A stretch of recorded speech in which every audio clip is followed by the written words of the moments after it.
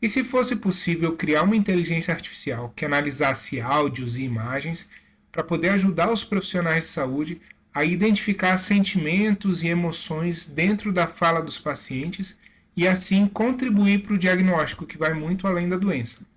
Hoje a gente vai fazer isso. Fala pessoas, meu nome é Breder e hoje a gente vai criar um sistema que pode analisar áudio, vídeo e sinais vitais simultaneamente para ajudar os profissionais de saúde a identificarem coisas que estão escondidas ali durante o atendimento. Então, bora para o código.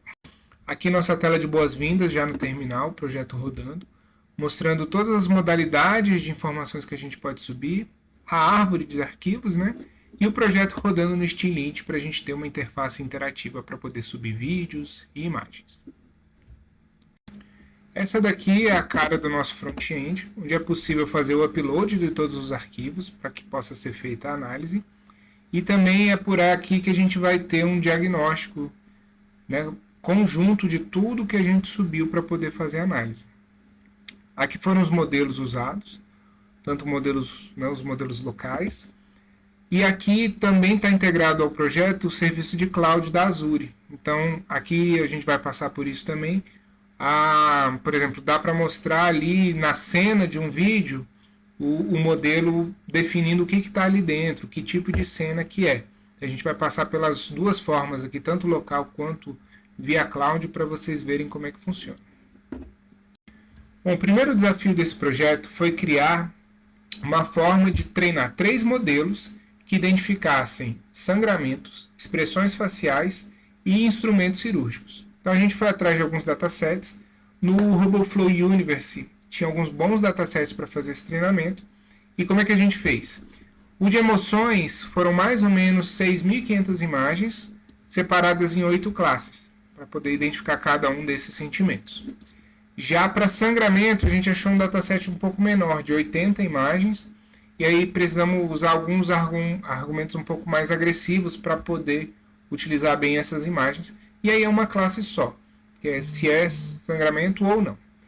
E por último, o de instrumentos cirúrgicos, que tem mais ou menos 21 classes ali, são por volta de 1.500 imagens, e também para fazer o treinamento e os modelos agirem ao mesmo tempo em um vídeo para poder identificar os 3 itens ao mesmo tempo. Para o de sangramento a gente só colocou alguns hiperparâmetros diferentes, né, um pouquinho mais ali na hora de treinar, uma quantidade um pouco maior de epochs para treinar, e para a gente aproveitar, né, essa quantidade menor de imagens. Bom, então como é que esses modelos foram treinados? Foi definida a nossa função aqui de fine tuning, com os hiperparâmetros que foram sendo ajustados. E a gente tentou várias coisas. Uma delas foi, por exemplo, treinar um modelo só que identificasse os 3 itens, as emoções, o sangue, né, o sangramento e os instrumentos cirúrgicos. Só que a gente percebeu que não estava ficando interessante porque as classes são muito desbalanceadas. Então, na hora que a gente colocava, por exemplo, para identificar um rosto, como ele é mais avermelhado, muitas vezes estava aparecendo como se fosse um sangramento. Então, no final das contas, a gente preferiu treinar 3 modelos separados que agissem ao mesmo tempo em um vídeo só. E como é que isso foi feito?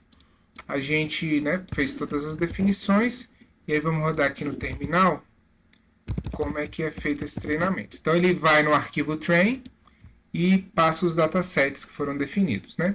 E aí tem as epochs diferentes aqui, para, por exemplo, as classes que têm menos imagens.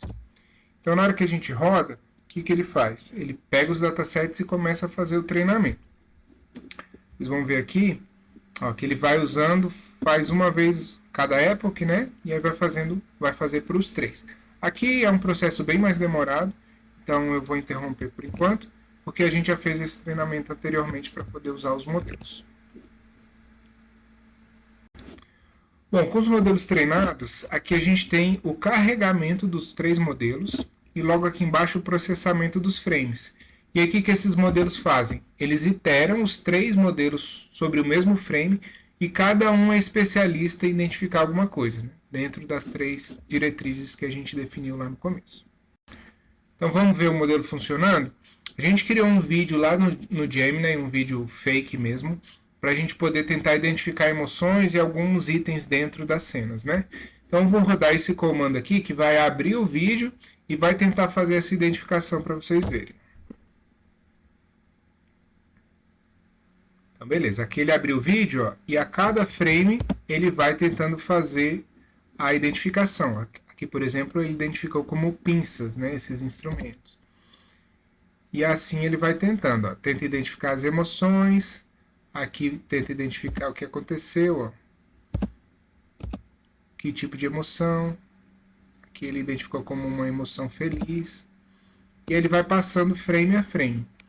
Isso vai ser usado lá no modelo para fazer, né, na hora que a gente subir vídeo, áudio, né, aquele multimodal, ele vai puxar todas essas informações e pontuar cada uma dessas emoções, né, o que vai acontecendo dentro do vídeo, para poder dar uma pontuação de risco aí para esse paciente.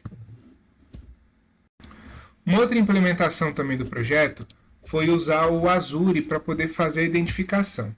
Ele funciona um pouquinho diferente, ele não cria essas caixinhas em cima dos rostos para tentar fazer a identificação. Ele olha a cena como um todo e dá uma descrição ali para a gente do que ele está vendo na cena. Então vamos rodar aqui para ver como é que vai ser a interpretação dele sobre o mesmo vídeo. Então beleza, aqui abriu. Ó. Aí estão vendo? Ele cria aqui em cima, vou abrir um pouquinho maior aqui, ó, uma descrição. Então ele fala lá, mulher de máscara, olhando para o paciente. E aí, a cada momento que vai passando, ele pausa um pouquinho, faz a interpretação e mostra pra gente o que é. Ó. Uma pessoa segurando um bebê. E ele vai tentando fazer a identificação cena a cena. Isso tudo consultando lá da API. Isso também ajuda a gente a pegar um modelo um pouco mais robusto, né, com treinamento aí em nuvem, para poder fazer essa identificação e usar esses dados de novo para poder pontuar e dar essa informação para o profissional de saúde. Outro recurso interessante do projeto é a gente identificar emoções em áudios. Então a gente usa duas coisas aqui. Tem um analisador de emoções no áudio, que usa o Wave2Vec, e a cada 3 segundos ele tenta identificar a emoção que estava nesse trecho. E a gente também faz a conversão do áudio em texto para exibir para o usuário, e isso a gente também usar as palavras-chave que estão dentro desse texto. Então agora vamos ver esse fator multimodal em funcionamento, como é que todos os modelos vão trabalhar em conjunto e como é que essa pontuação de risco do paciente vai ser construída. Então, primeiro, vamos subir algumas informações aqui. Vou subir um vídeo de uma consulta normal, uma consulta tranquila, que a gente também criou ali no Gemini. Vamos subir também um áudio, mas um áudio já com informações mais críticas. Aqui a gente pode colocar que é uma consulta de pré-natal. E aqui vai ser uma consulta comum desse vídeo. Os sinais vitais, vamos colocar uns sinais vitais um pouco mais preocupantes aqui, ó. Pressão um pouco mais alta, batimentos fetais, vamos colocar ok, que é aqui perto de 150, uma glicose um pouquinho mais alta também, batimentos maternos dentro da normalidade, nível hormonal normal, temperatura também, saturação também, e um peso também normal. E vamos pedir para ele executar. A partir daí, o que ele faz? Ele vai subir esse vídeo e o áudio no storage lá da Azure, que está configurado, e ele também sobe os alertas em formato JSON, porque aí outros sistemas podem consumir, né? E também está configurado para uma equipe receber um e-mail com as informações desse atendimento, porque a gente pode disparar outros gatilhos ali dentro do fluxo do próprio hospital, né, ou de onde for usado. Então aqui, ó, ele já deu um risco alto. Vamos ver por quê. Ó, o vídeo ele só trouxe risco baixo, porque ele só conseguiu identificar ali expressão de felicidade, identificou um item ou outro em relação a itens cirúrgicos, né? Mas no geral ele só identificou expressões felizes. No áudio ele pegou a palavra depressão, ó, que o áudio cita depressão aqui, então já aumentou um pouquinho o alerta. E aqui um alerta de sinais vitais, então ó, a pressão foi muito alta, então ele já colocou como um risco crítico. Aqui ele dá algumas recomendações, ó, avaliação psicológica e psiquiátrica nas próximas horas. E também aqui são os detalhes em JSON, que é o mesmo JSON que é salvo lá no storage para poder ser consumido por outros sistemas.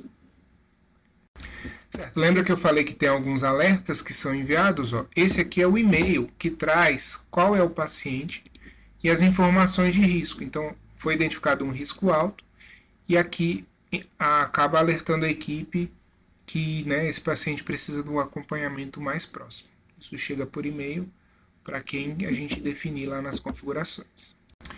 Então, pessoal, nesse projeto a gente conseguiu usar várias ferramentas. Foram ao todo 3 modelos que identificam itens diferentes em frames de vídeos.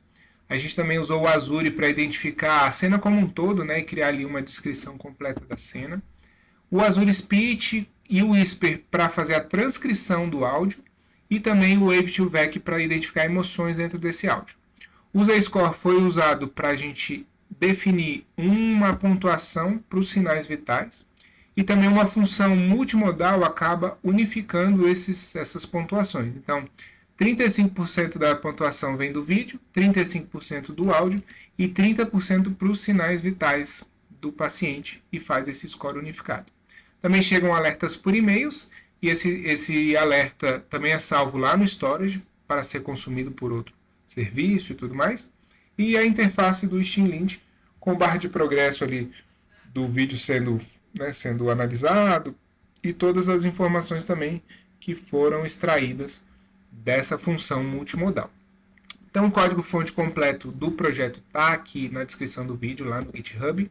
Agradeço por ter acompanhado o vídeo até aqui e se tiver alguma dúvida ou alguma sugestão, pode deixar aqui nos comentários.